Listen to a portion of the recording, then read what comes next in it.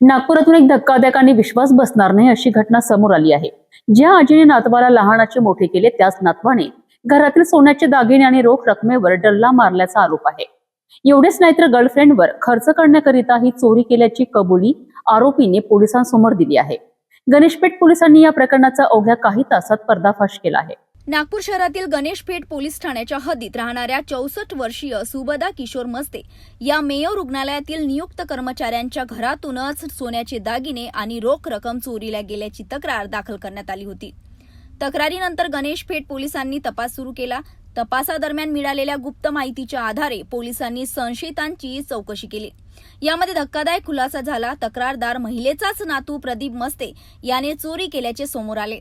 Police चौकशीत आरोपीने गुन्ह्याची कबुली दिली। आपल्या गर्लफ्रेंडवरच खर्च करण्यासाठी आणि वैयक्तिक खर्च भागवण्यासाठी चोरी केल्याचे त्याने सांगितले।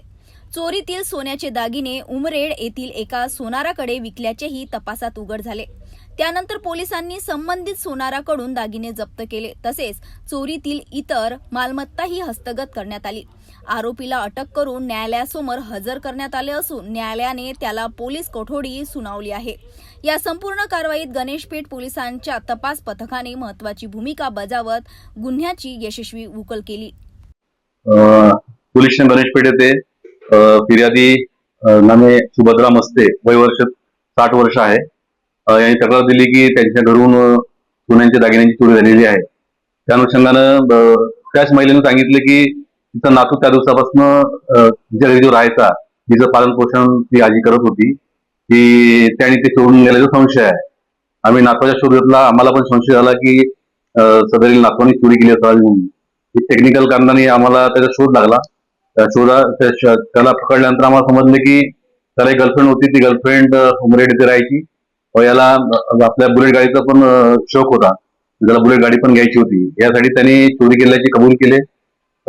चोरी केलेला मुद्देमाल हा एक सोन्याची चेन 10 ग्राम, 3 सोन्याच्या अंगठ्या 20 ग्राम व 4 नग सोने, कानाची बाली 6 ग्राम असं एकूण 1,93,000चा मुद्देमाल चोरी गेला होता। संपूर्ण मुद्देमाल आमच्याकडनं आम्ही यातील आरोपी नामे तुषार प्रदीप मस्ते याच्याकडनं रिकव्हर केलेला आहे आणि सध्या आरोपी PCR मध्ये बंदिस्त आहे।